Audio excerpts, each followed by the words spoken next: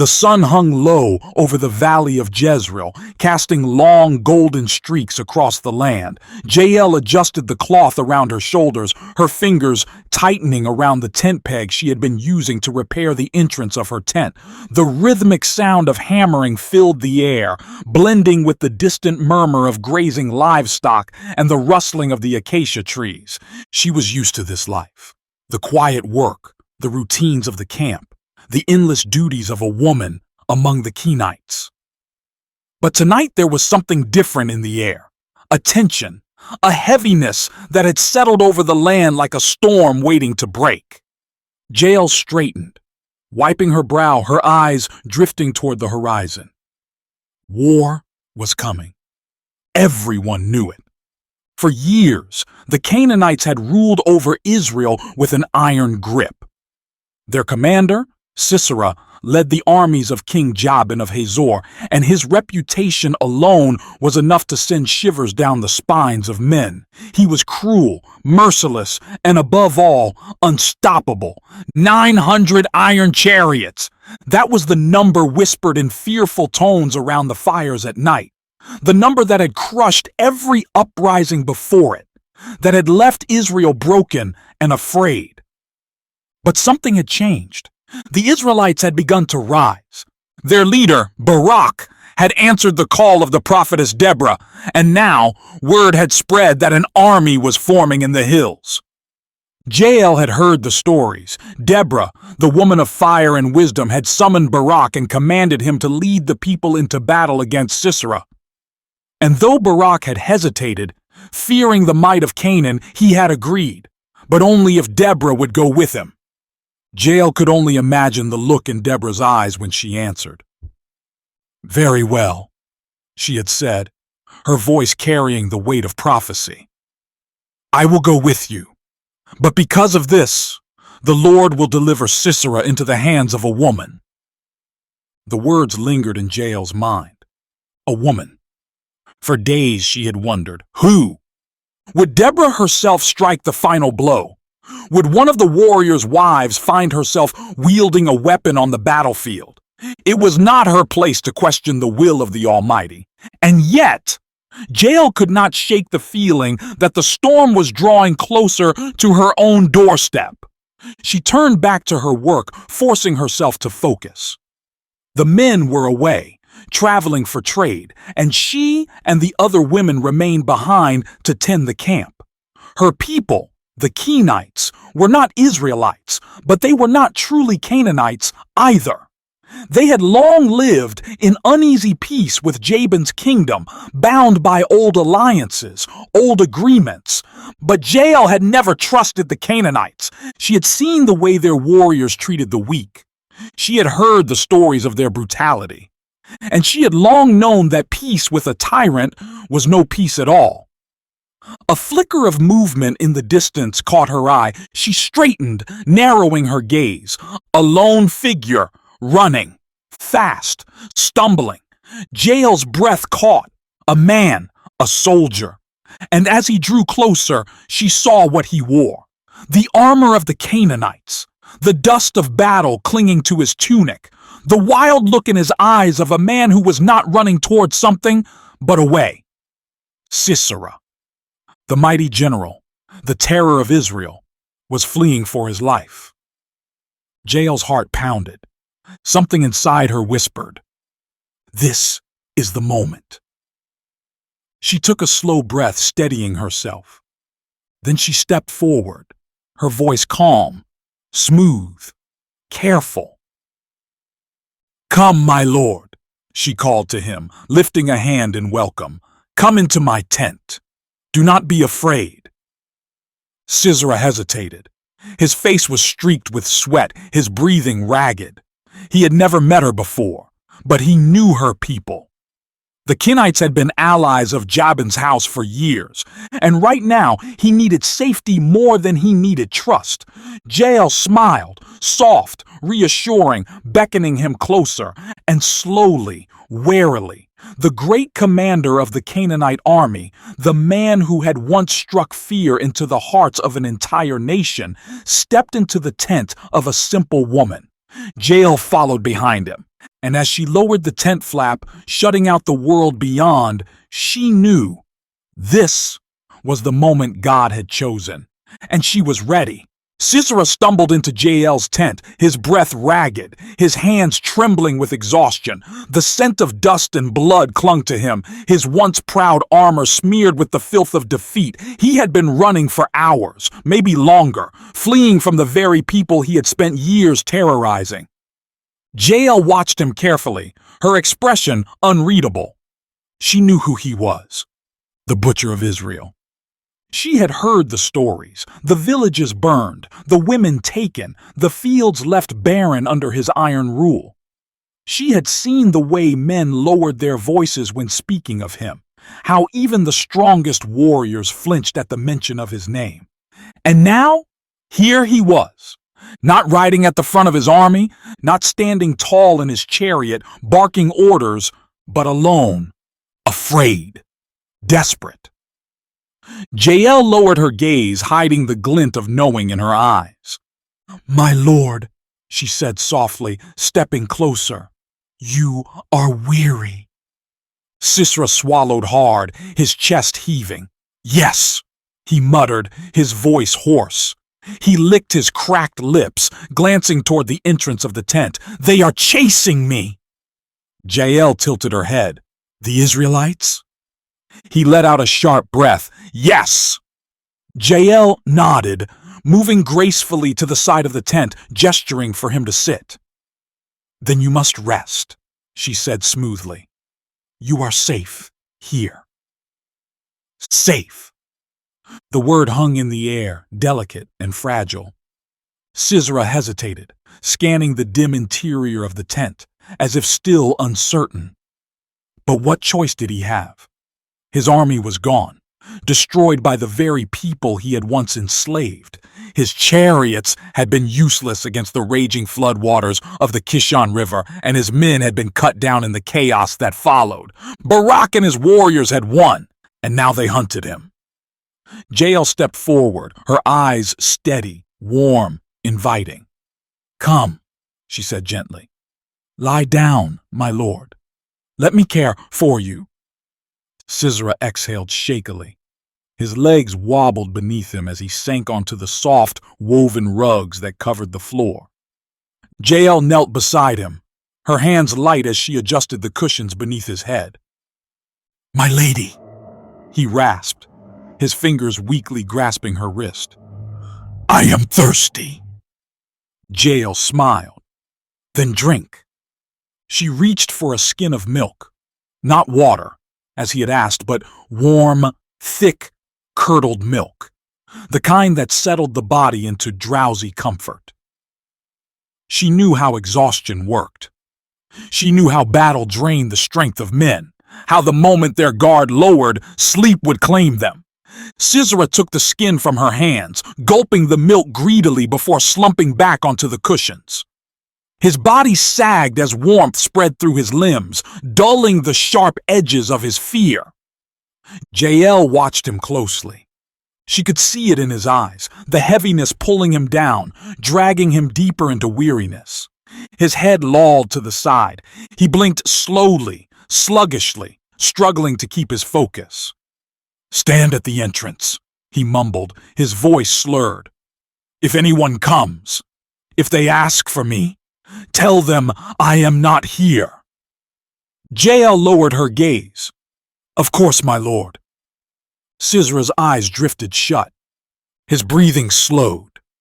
Jael sat perfectly still, listening to the rise and fall of his chest, waiting. Her heartbeat was steady. Her hands did not shake. She had known. The moment she saw him running toward her tent, the moment she saw the terror in his eyes, the moment she saw the mark of death already hanging over him, she had known what she must do. God had delivered him into her hands, and she would not let him escape. Jael reached for the wooden mallet beside her, the familiar weight of it pressing into her palm. Then, she took a tent peg from the ground. The same tool she had used 100 times before, driving stakes deep into the earth, securing her home against the raging winds of the desert. Now, it would be a weapon. Carefully, she positioned the peg at Sisera's temple, the cold metal pressing against his skin. Her breath was steady. Her grip did not falter. Then, with one swift, brutal strike, she drove the peg through his skull. A wet, sickening crunch. Sisera's body jerked once, then fell still. Blood seeped into the woven rugs beneath him, dark and final. The terror of Israel was dead. Jael exhaled, her chest rising and falling, her fingers still curled around the mallet. She did not tremble. She did not weep. She had done what needed to be done. The prophecy had been fulfilled. And now she would wait. Because soon Barak would come, and when he did, she would show him what a woman's hands had done. The tent was silent, except for the steady drip of blood soaking into the woven rugs. Jael sat motionless, her hands still gripping the mallet, her heart pounding in her ears. The air felt thick, heavy with something she could not name. She had done it. Sisera, the most feared commander in all of Canaan, was dead by her hand. She exhaled slowly, the tension in her shoulders easing only slightly. She had known this moment would come from the instant she saw him stumbling toward her tent, but now that it was done, a strange stillness settled over her. Had she expected more? Fear? Guilt? No. She felt none of those things, because this had never been her choice. This had been God's hand moving through her. Jael set the mallet down beside her, wiping her palms against her tunic. Her hands were steady. She had expected them to tremble, but they did not. The battle outside was over, but she knew that soon someone would come looking for the man who now lay dead at her feet. She turned her gaze toward the tent flap, listening. The sound of approaching footsteps sent a ripple of anticipation through her. Jael rose slowly, smoothing out the fabric of her tunic, moving with the same careful grace she always had. She stepped over the body, reached for the entrance of her tent, and pulled it open just as Barak appeared over the ridge. The Israelite commander was covered in dust and sweat, his sword drawn, his expression sharp with urgency. His soldiers followed behind him, their eyes scanning the land, searching. Jael lifted her chin. "You are looking for Sisera!" Barak's eyes locked onto hers. Jael stepped aside, motioning toward the darkened space within. "Come," she said, her voice calm. "I will show you the man you seek."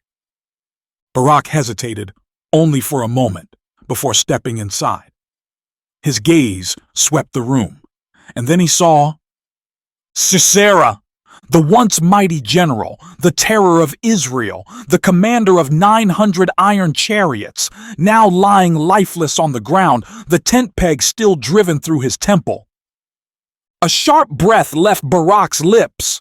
His soldiers murmured behind him, stunned, some stepping forward as if to confirm what their eyes were already telling them. Jael said nothing. She had no need to. The truth lay before them, bleeding into the fabric of her home. Barak turned to her, his expression unreadable. "You did this?" Jael met his gaze. "The Lord has delivered Sisera into the hands of a woman," she said simply.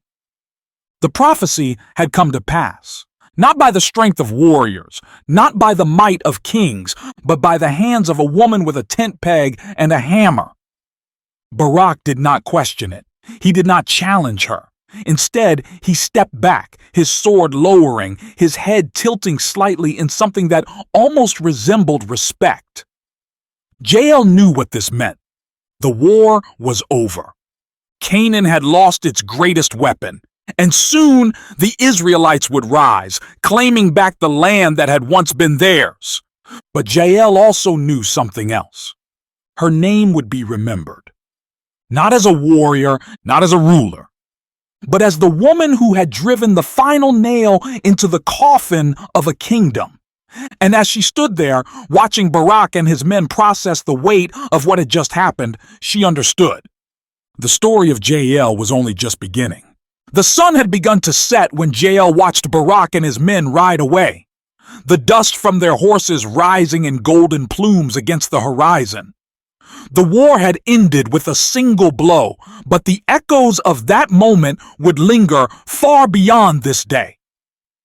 She stepped back inside her tent, her gaze falling upon the lifeless body of Sisera.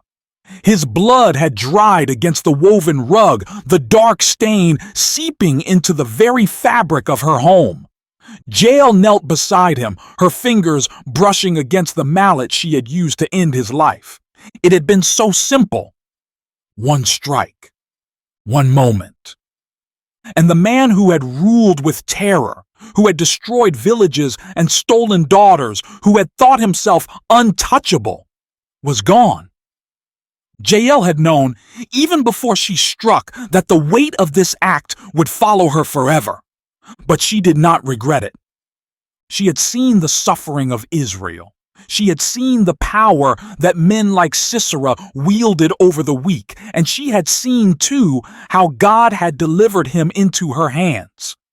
Jael rose to her feet. She would not mourn him, but she would remember. A flicker of movement outside her tent made her turn. Women, mothers, wives, daughters, stood just beyond the entrance, their faces filled with something Jael could not quite name. Some were Israelites, others Kenites, but all of them had been touched by the cruelty of Sisera's rule. For years they had lived under his shadow. And now they looked at Jael with something between awe and understanding. She had not been a warrior, she had not carried a sword, and yet she had done what no army had managed to do. The news spread quickly.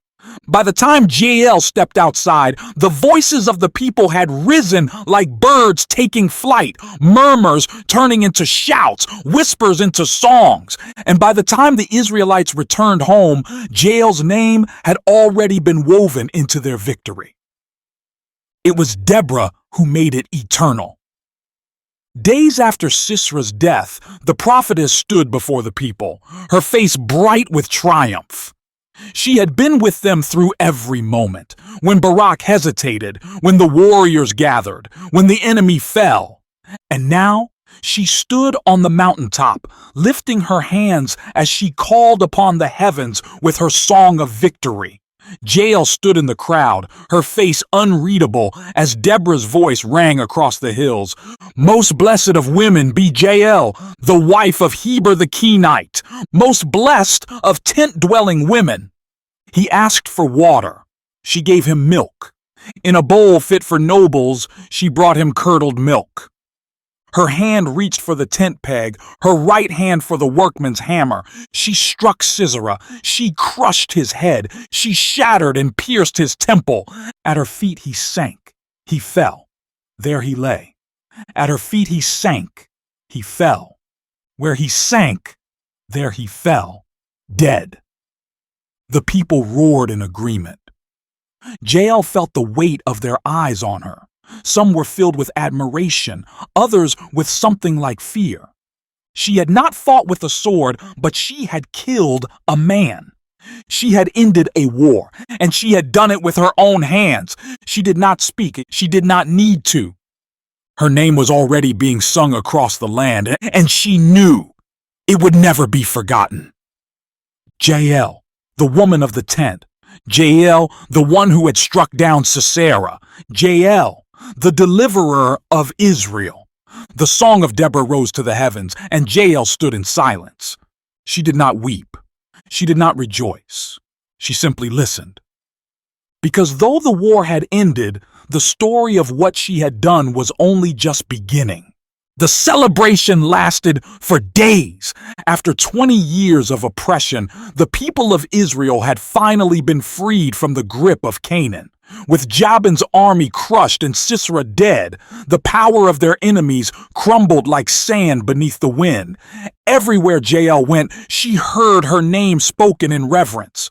She saw the way the Israelite women looked at her, their eyes filled with gratitude, admiration, and something else, fear. Jael had expected this. She had not slain a man in battle, where swords clashed and blood was spilled by the hands of warriors. She had not fought alongside Barak's army, earning honor with a blade. She had waited. She had deceived. She had killed with her own hands, not as a soldier, but as a woman in her own home. And for that, they called her blessed. Yet Jael knew the truth. The same men who praised her now would whisper when she passed. The same women who admired her would wonder what kind of woman could do such a thing. She was not one of them. She was not an Israelite. She was a Kenite, the wife of Heber, a woman whose people had made peace with Jabin's kingdom long ago. A woman whose husband had chosen neutrality in a war that had never truly been theirs. And yet, in the end, it was she who had struck the final blow. Not Deborah, not Barak, not the warriors of Israel.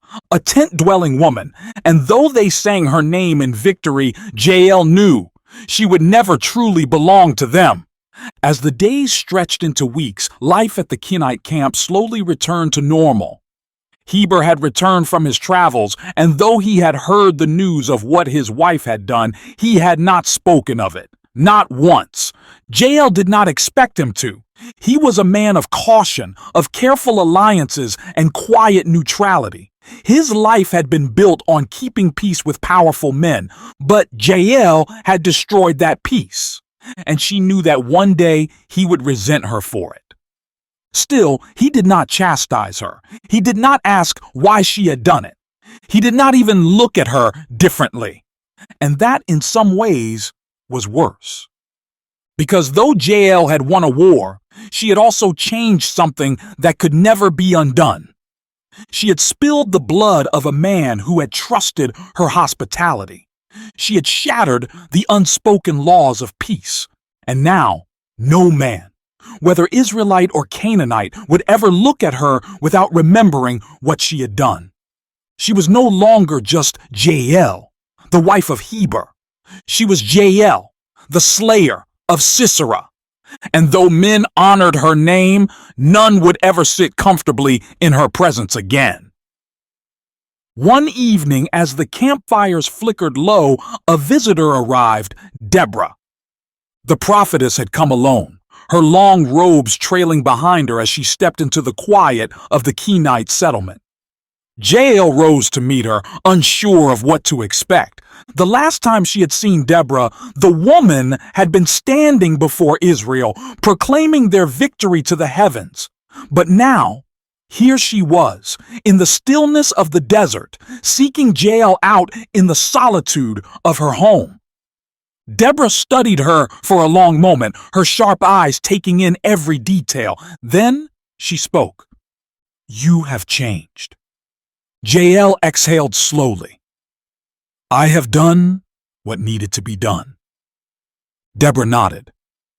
"Yes, and because of that, Israel is free." Silence stretched between them. Jael searched the prophetess's face for something: approval, judgment, understanding. But Deborah gave nothing away. Instead, she asked, "Do you regret it?" Jael's fingers tightened around the edge of her shawl. Did she? She had no love for Sisera, no pity for the man who had brought death and suffering upon so many. And yet, the moment she had driven the peg into his skull, something within her had shifted, something she could never reclaim. She had never been afraid of blood.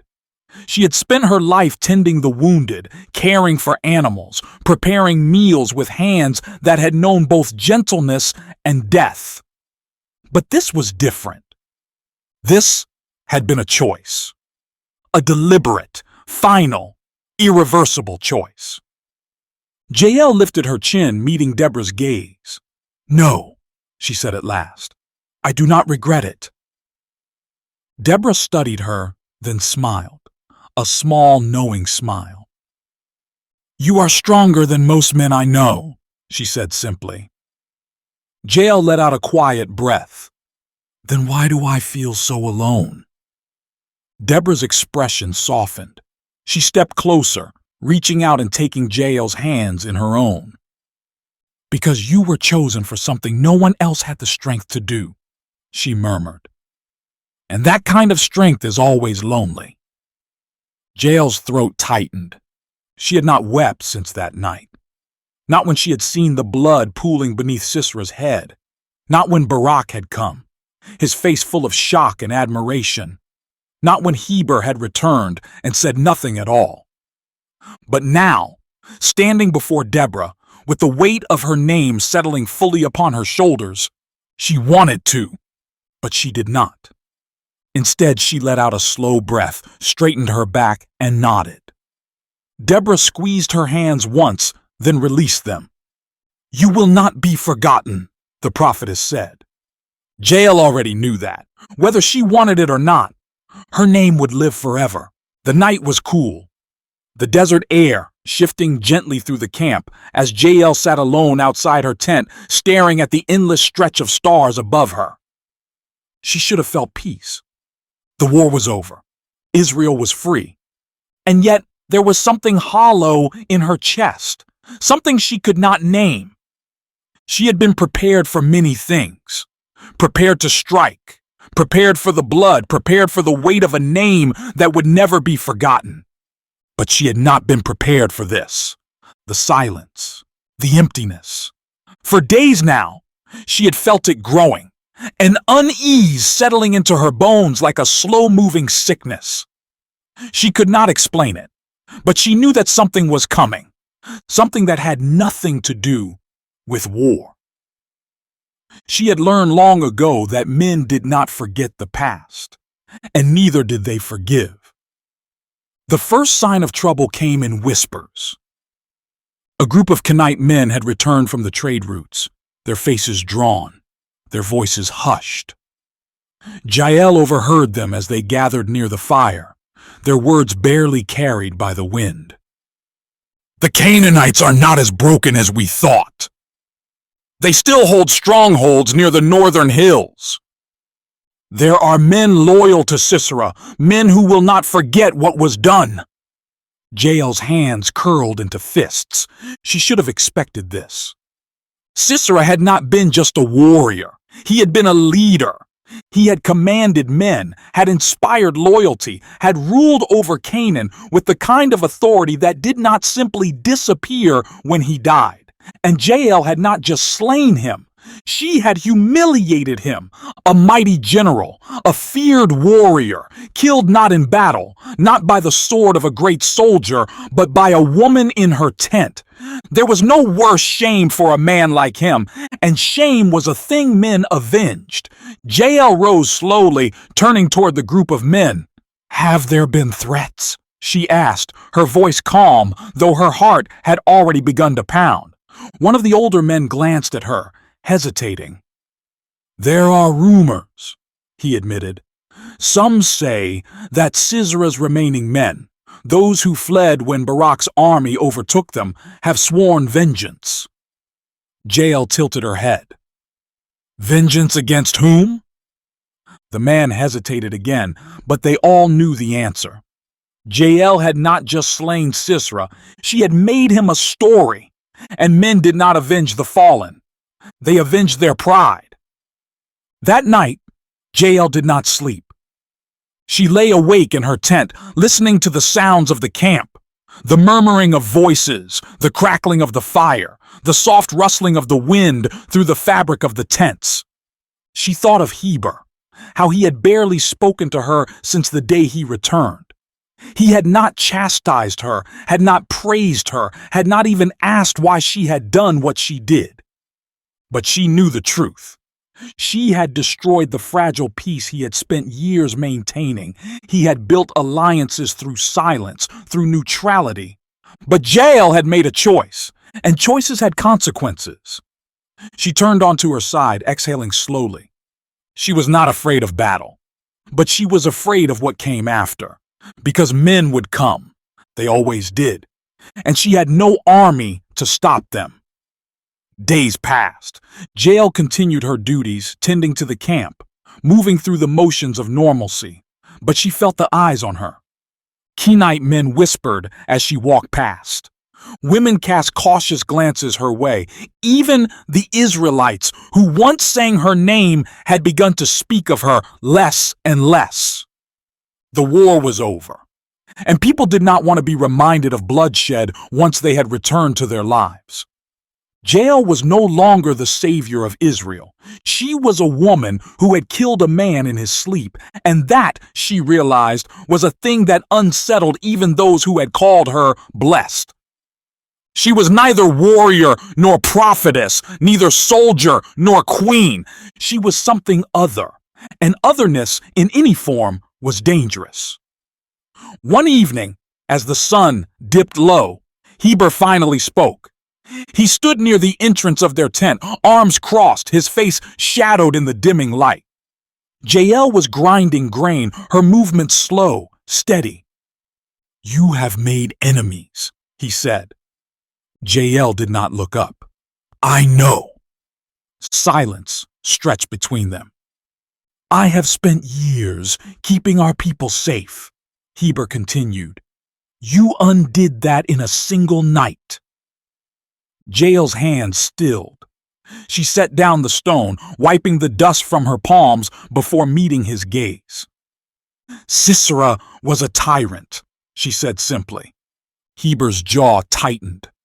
"And now his men have sworn revenge. Do you think Israel will protect you? They have won their war. They have no need for you now."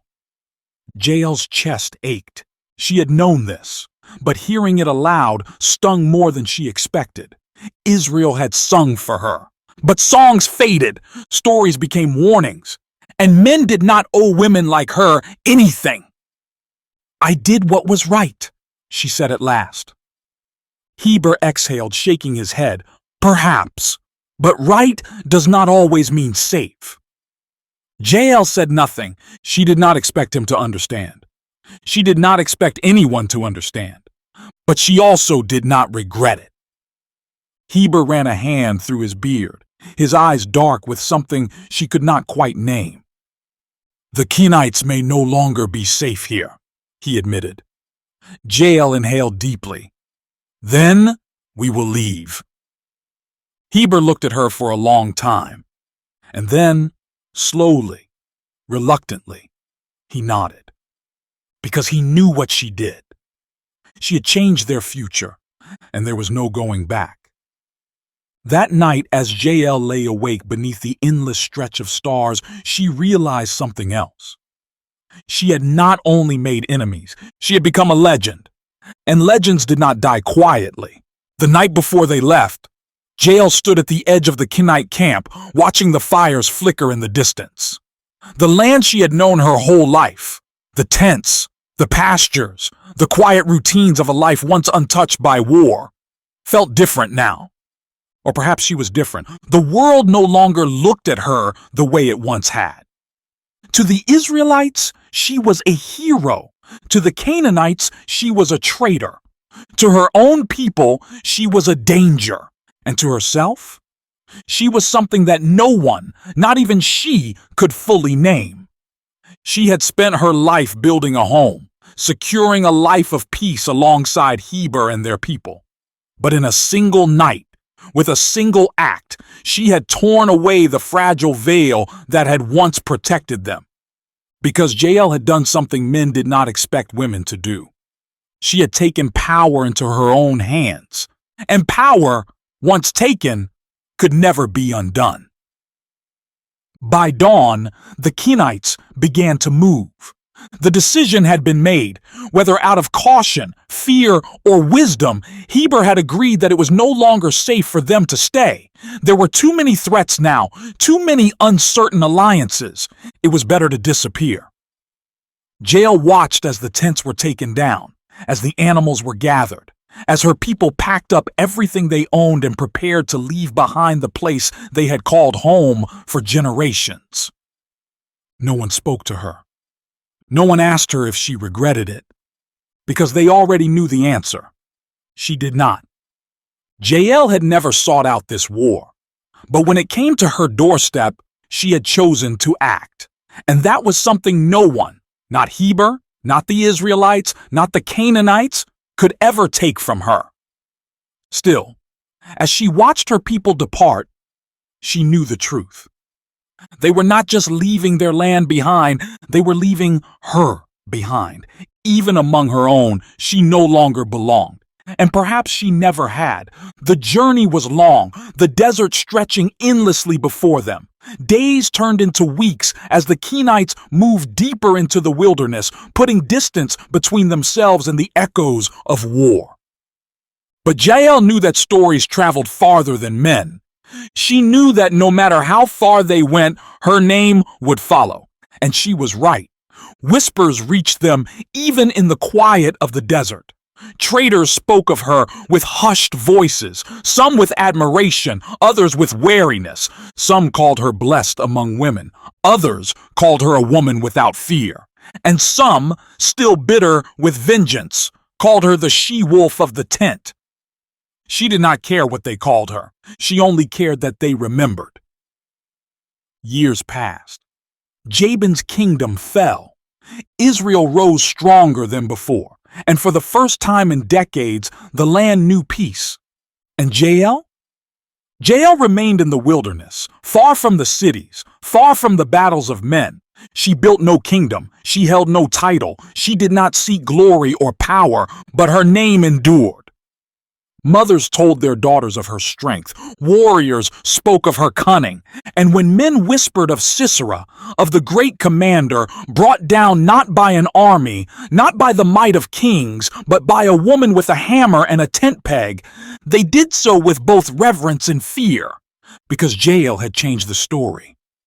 She had taken what had been given to her, her quiet life, her place among the forgotten, and she had turned it into something eternal. She had shown the world that power did not belong only to kings and warriors, that a woman, even one without an army, even one with no sword in her hand, could bring an empire to its knees, and that was a lesson men would never forget. As Jael grew older, the voices that once murmured around her faded into the wind, but she did not mind, because she knew the truth. She did not need to be seen. She did not need to be heard. She had already left her mark. And though history would move on, though kings would rise and fall, though time would swallow up the names of men greater than her, she would remain. Because legends did not fade. They only waited for the next woman to take up the hammer. And Jael knew one day someone would.